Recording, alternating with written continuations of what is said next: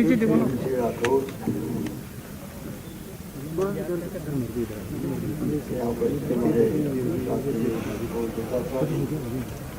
क्या करते हो यार?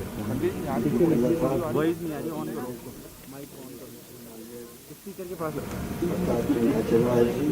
थोड़ा सा इधर इसको लगा दिया। हाँ हाँ, माइक स्पीकर के पास लगाया।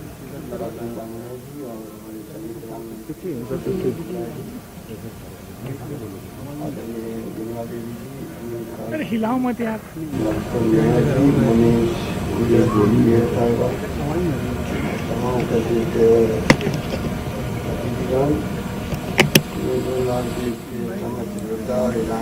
परिवार समस्या आज का दिन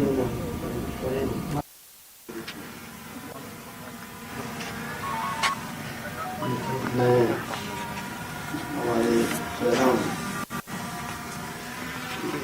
का इतिहास बनाया और देश विश्व के उनको मैं भूल नहीं सकता। तो जिस रूप में युद्ध हुआ बांग्लादेश का, ये कहना चाहिए पाकिस्तान, ईस्ट वेस्ट पाकिस्तान, उसमें जो हालात बने, जिस रूप में बने हालात, और जिन हालातों में ये हालात पैदा हो गए कि युद्ध की स्थिति आ गई।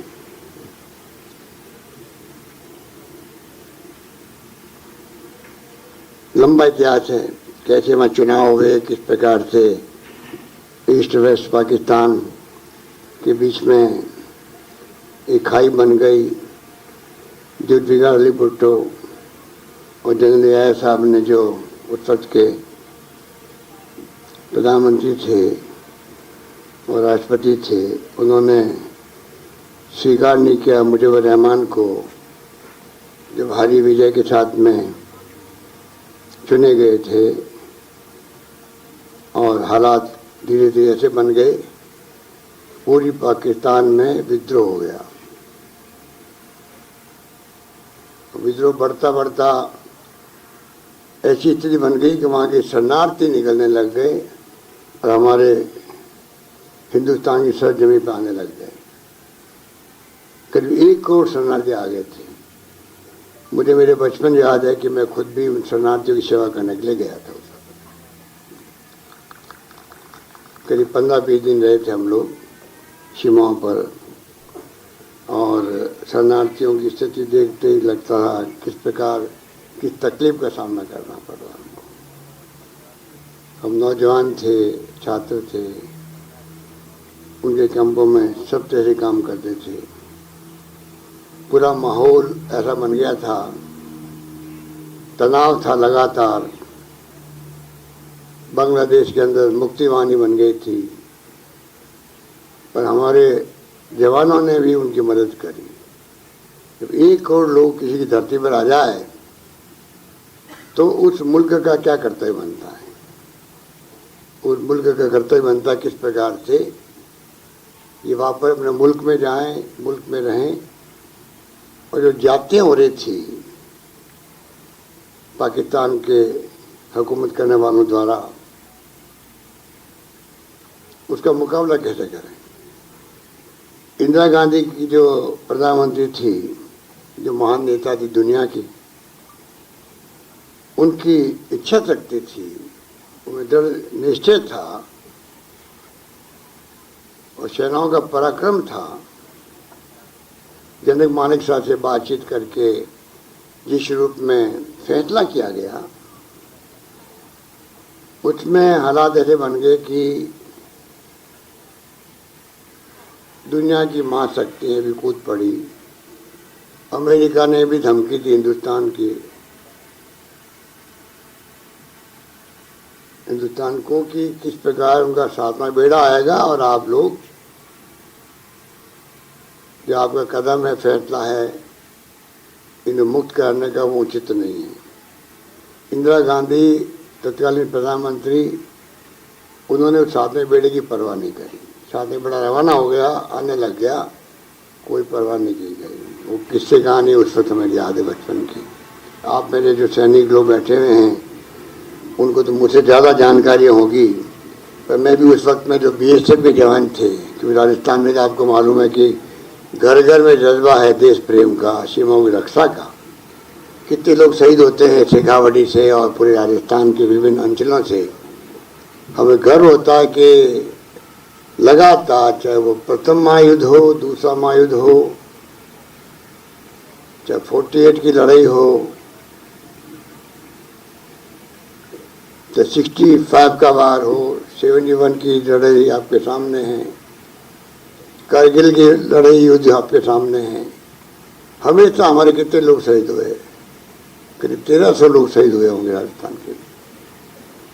हमारे तो घर घर में जज्बा रहता है किस प्रकार देश की सीमाओं की रक्षा करें। और मैं कई बार कहता हूँ कि मुझे गर्व है कि मैं ऐसे राजस्थान के प्रदेश का मुख्यमंत्री हूँ जिसके हर घर में जज्बा है देश प्रेम का, त्याग का, बलिदान का। क्योंकि मैं खुद जब 56 जगह गया था कारगिल युद्ध के वक्त में, गांव के गांव उमड़ रहे थे सैनिकों के सबको सलाम करने के लिए। उस वक्त सैनिकों के माँ बाप, क्योंकि सैनिक बहुत नौजवान होते हैं, क्योंकि दादा दादी जिंदा हैं, वो कहा करते थे हम कोई चिंता नहीं करते, हम अपने दूसरे बेटे को भी भेजने के लिए तैयार हैं सेनाओं में। उस माहौल के अंदर कहा करते थे, वो मैं अभी तक भूला नहीं हूँ।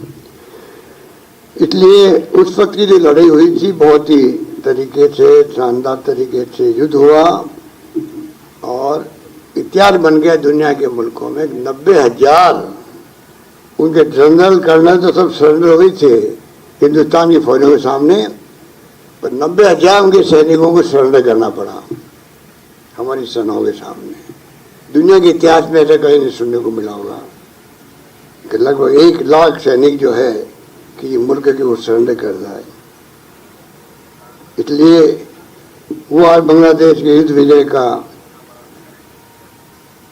50 साल का अवसर है। इसलिए आप जब सब यहाँ बैठे हो तो आप एक इतिहास बना रहे हो कि आप भी इस ऐसे वक्त में यहाँ उपस्थित हैं जब हमें गर्व होता है हमारी सेनाओं पर, उनके अदम्य साहस पर, उनके पराक्रम पर। इस मौके पर मैं लंबी बात नहीं कहता हुआ इतना कहना चाहूँगा कि राजस्थान सरकार ने समय समय में फैसले किए थे।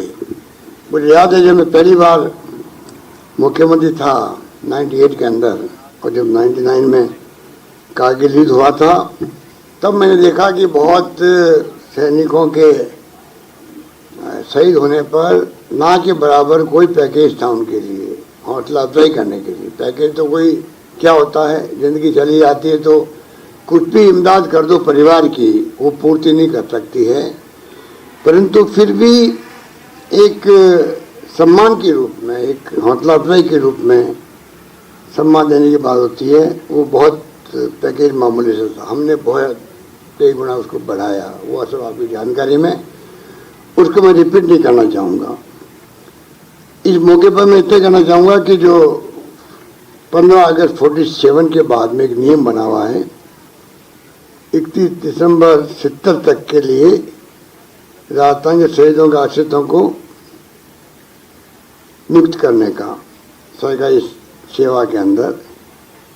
टेक्निकली जो 71 का वार है उस पर वो कवर नहीं हो रहे थे, तो मैंने मालूम किया तो हमने तय किया कि 31 दिसंबर 71 तक के जो शहीद हुए हैं उनके परिवार को एक नौकरी दी जाएगी, और उसके अंदर हमने छूट दी है शहीद के आश्रितों को जनरली उनके बेटे बेटी को सर्विस दी जाती है।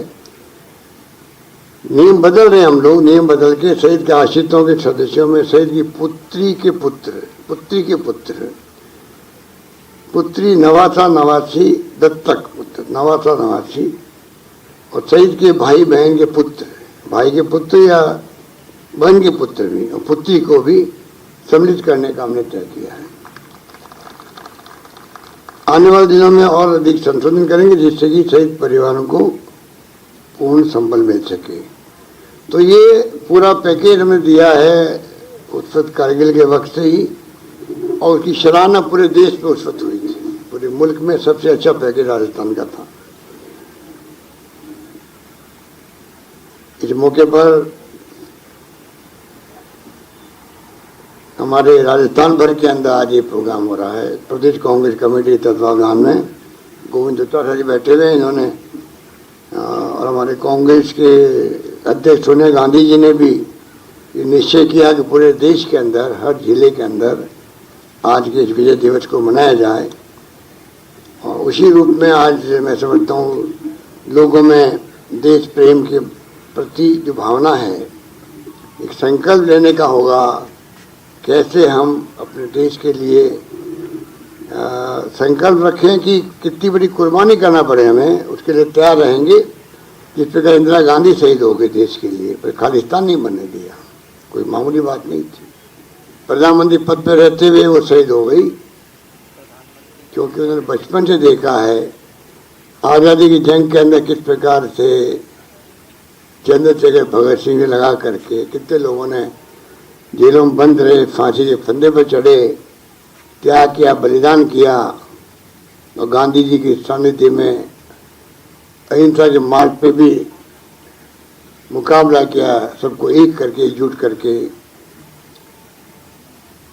उसी संस्कार को अपना करके इंदिरा गांधी बड़ी हुई थी, इसलिए उनमें जज्बा था कि जान चली जाए परवाह नहीं करेंगे, तो देश को एक रखेंगे, अखंड रखेंगे।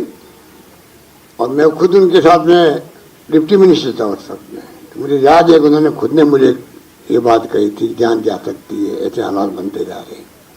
और जान जाने एक दिन पहले ही कहा उड़ीसा के अंदर उन्होंने कि चाहे मेरी जान चली जाएगी उसकी परवाह नहीं है, अगर मेरी जान जाएगी तो मेरे खून का एक कतरा इस देश को मजबूती प्रदान करेगा। तो आप सोच सकते हो कि ये संस्कार इंदिरा गांधी में, फिर राजीव गांधी शहीद हो गए, फिर मुल्क अनेकता में एकता वाला मुल्क, अलग अलग भाषाएं, अलग अलग वेशभूषाएं जिस मुल्क में हैं, बोली अलग अलग तरह की है, जाति हजारों हैं, धर्म अलग अलग, हिंदू मुस्लिम सिख ईसाई फारसी जैन, इतने बड़े मुल्क को, अनेकता में एकता वाले मुल्क को एक रखना ही बड़ी चुनौती होती है। आप सब समझदार लोग बैठे, इंटेलेक्चुअल लोग बैठे हैं, किस प्रकार रशिया जो मुल्क था अमेरिका की बराबरी का ताकतवर विकसित राष्ट्र था, जिसने हमारा साथ दिया 71 के वार के अंदर, जब आटा बेड़ा आ रहा था अमेरिका का, तब भी साथ दिया। उसके 16 टुकड़े हो गए देश के, आज हम एक व अखंड इतने बड़े मुल्क के बावजूद भी चुनौती खूब आ रही है, जाति के नाम पे, धर्म के नाम पर माहौल ऐसा बनाया जाता है, लगता लोकतंत्र खतरे में है, संविधान खतरे में। अगर हम लोग संविधान को अपना के नहीं चलेंगे, वो भावना नहीं रखेंगे, तो पता नहीं क्या होगा। और एक बात कह के मैं अपनी बात समाप्त करना चाहूँगा, वो बात बहुत गंभीर बात है, और बात ये है कि धर्म के नाम पर मुल्क से बन सकते हैं, धर्म के नाम पर मुल्क बन सकते हैं। पाकिस्तान बना, क्या कारण था? आज़ादी वक्त में हिंदुस्तान पाकिस्तान 2 मुल्क बन गए, धर्म के नाम पे बन गए, हिंदू मुस्लिम। पर धर्म के नाम पे मुल्क बना हुआ पाकिस्तान, जो मुल्क बना धर्म के नाम पे बना था।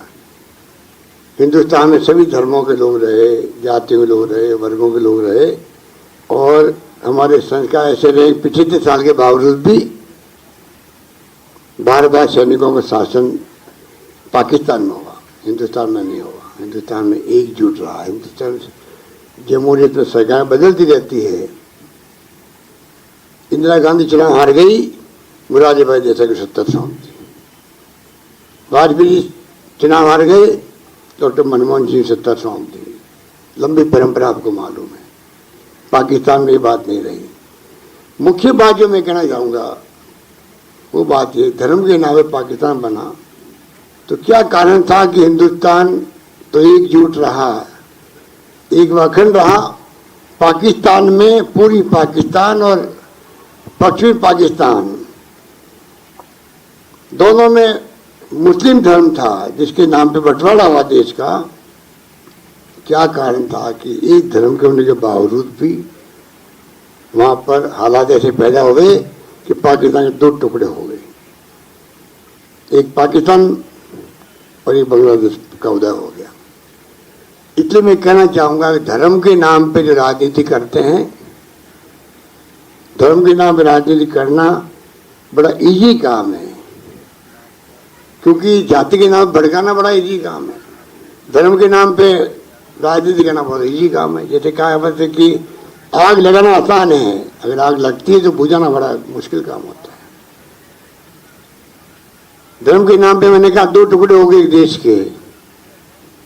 इसलिए जो धर्म के नाम पे राजनीति करते हैं उनको मैं कहना चाहूंगा, कृपा करके इस मुल्क के फ्यूचर को देखो। 25 साल बाद क्या होगा, 50 साल बाद में क्या होगा। जब रशिया टूट सकता है और पाकिस्तान के दो टुकड़े हो सकते हैं धर्म के नाम की, एक धर्म के लोग होने के बावजूद भी वो बंगाली बोलते थे, वो पंजाबी बोलते थे, पाकिस्तान वाले। भाषा अलग थी, टुकड़े हो गए धर्म के बावजूद भी। हमारे यहाँ तो भाषाएं कितनी है, तमिल, तेलुगु, मलयालम, बंगाली, पंजाबी, गुजराती, मराठी, बंगाली, क्या कितनी भाषा है, कितने धर्म है हिंदुस्तान के अंदर।